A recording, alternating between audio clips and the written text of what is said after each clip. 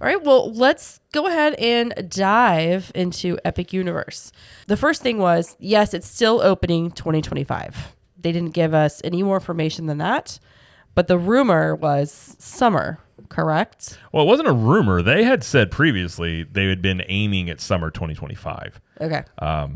I think I get, we were theorizing this. It does open them up to potentially opening sooner, spring of 25, because we do know the two outside hotels, Terra Luna and Stella Nova, or as Gina likes to call it. Stella Novella. Yeah, which I do actually think that's a better name, personally speaking. Sorry. But those hotels are opening, Stella Nova is opening in January of 25, and Terra Luna is opening in February of 25. So we know those hotels are opening before Epic Universe does.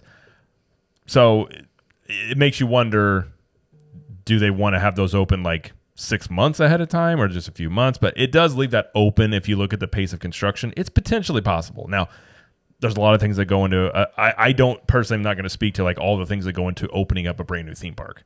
Right. I'm sure you've got tests, you've got all sorts of things you got to go through. Right. But it does open them up to that. But it also opens them up to, if something happens, construction slows down, that they can open in the fall of 25 and they didn't, quote unquote, miss the deadline. So I think if it was me, I kind of theorized, why put a hard date on it if you don't have to? I hope, I'm cautiously optimistic, but not predicting that it will maybe open the spring of 25. I think that's a good prediction. Well, and then we've talked about too, how does this open? I would be shocked if they didn't do some sort of AP, previews or, some, you talked about, you went to Island of Adventure before it was actually officially open. Right. They could do some stuff like that. Because I think the last thing they want to do is, and again, Epic Universe has a lot of hype around it. I mean, when this announcement was made, there were people making YouTube videos that don't talk about theme parks.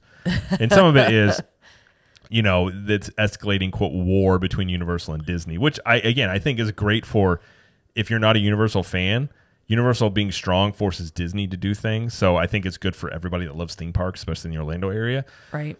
So it has a lot of hype around it, which is going to only continue to grow as it gets closer to 2025.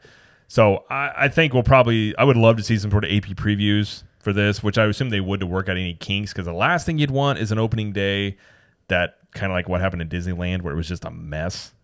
But, I don't think that'll happen. I mean, Universal, it's not like Universal is a brand new, company to theme parks. They've been running theme parks for a long time. Obviously, they built Volcano Bay. Yep. Which, that's one of the newer parks. So they do have experience in, opening a new park and things. But